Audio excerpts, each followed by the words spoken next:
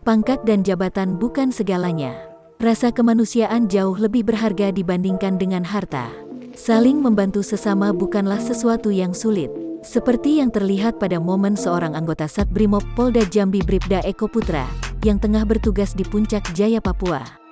Selain menjalankan tugas pamrahwan di Papua, Bribda Eko nampak akrab dan terlihat membaur dengan warga setempat. Ia juga membagikan makanan serta pakaian kepada orang dewasa dan anak-anak secara gratis. Karena kebaikan yang ia lakukan itu, ia pun viral di media sosial. Tidak hanya itu, akibat viralnya Bribda Eko tersebut, ia juga berhasil membantu salah satu warga Papua melakukan operasi bibir sumbing dan yang langsung dibiayai oleh artis ibu kota Sule.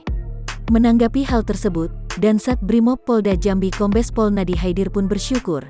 Ia menyadari masih ada orang berbaik hati mau berbagi kepada sesama manusia dan siapa saja yang membutuhkan bantuan. Kombes Pol Nadi Haidir juga mengapresiasi apa yang dilakukan anggotanya itu.